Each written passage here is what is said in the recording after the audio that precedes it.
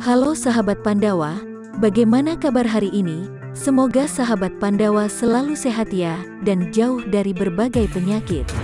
Sahabat Pandawa pernah mendengar penyakit epididymitis? Pasti jarang bukan? Para pria sepertinya perlu waspada dengan penyakit epididymitis atau epididymis.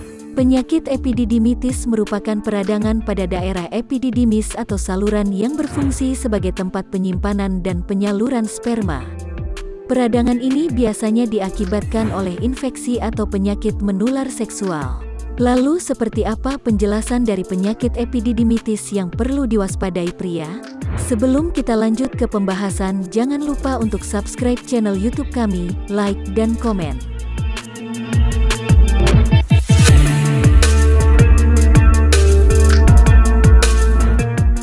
Epididymis merupakan bagian organ reproduksi dalam laki-laki.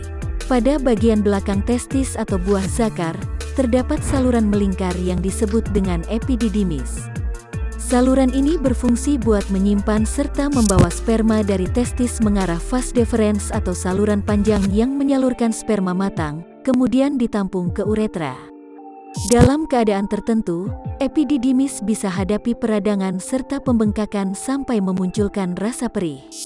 Perihal inilah yang disebut dengan epididymitis ataupun radang saluran sperma. Dilihat dari kondisi radang yang bisa dirasakan, epididymitis dibagi jadi dua tipe, yaitu, yang pertama, epididymitis akut, ialah radang saluran sperma yang berlangsung secara mendadak dan berkembang secara cepat. Tipe epididymitis ini umumnya lebih cepat sembuh karena terjadi kurang dari 6 minggu. Yang kedua, epididymitis kronis, ialah radang saluran mani yang tumbuh secara lama-lama serta memunculkan perih tumpul. Walaupun demikian, tipe epididymitis ini malah berlangsung lebih lama daripada epididymitis kronis, ialah lebih dari 6 minggu. Tanda-tanda maupun gejala epididymitis. Dikala bakteri mulai masuk ke saluran sperma, epididymis akan mulai meradang serta membesar. Kamu umumnya akan merasakan sakit pada salah satu testis, dibanding dua-duanya.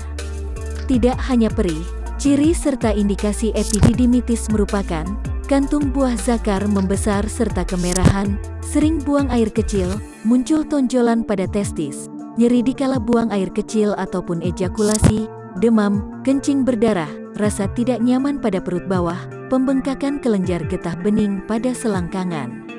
Tidak seluruh laki-laki akan hadapi tanda dan indikasi epididymitis yang sama, karena ini bergantung dari penyebab epididymitis itu sendiri.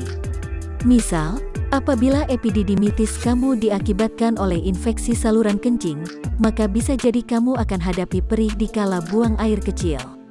Sedangkan bila diakibatkan oleh penyakit kelamin, maka kemungkinan akan ada cairan berbau menusuk yang hendak keluar dari penis kamu. Penyebab epididymitis. Rata-rata, epididymitis diakibatkan oleh infeksi bakteri. Awal mulanya berlangsung infeksi pada uretra, prostat, ataupun kandung kemih.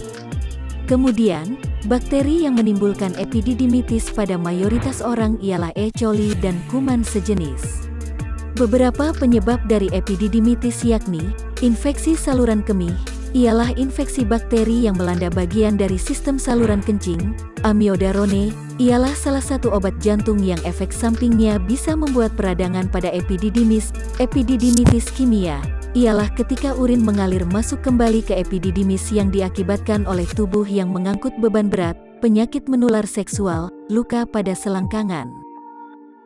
Faktor risiko epididymitis. Terdapat sejumlah faktor yang dapat meningkatkan risiko seseorang untuk terkena epididymitis. Di antaranya adalah berhubungan seksual dengan penderita penyakit menular seksual tanpa menggunakan alat kontrasepsi, memiliki riwayat infeksi menular seksual, pernah menjalani prosedur medis yang memengaruhi saluran urin, menderita pembesaran prostat, pernah mengalami infeksi prostat atau infeksi saluran kemih, pria yang belum disunat, memiliki letak anatomis saluran kemih yang tidak normal, menggunakan kateter urin untuk jangka panjang. Komplikasi epididymitis. Beberapa komplikasi yang dapat timbul akibat epididymitis adalah munculnya abses atau infeksi bernanah pada skrotum, berkurangnya kesuburan, robeknya lapisan kulit skrotum, matinya jaringan testis akibat kekurangan darah atau testicular infarction. Pengobatan penyakit epididymitis di Klinik Pandawa. Bila kamu mengalami hal seperti tadi, konsultasikan kepada dokter ahlinya, agar tidak salah dalam menjalani pengobatan. Klinik Pandawa didukung dan dilayani oleh para dokter ahli di penyakit kelamin, khususnya penyakit epididymitis. Dibantu oleh para asisten yang berpengalaman, alat-alat medis pemeriksaan dan pengobatan yang lengkap dan canggih. Apabila membutuhkan informasi dan pengobatan lebih lanjut, silahkan berkonsultasi online ke dokter kami melalui atau menghubungi 0811 882 0172.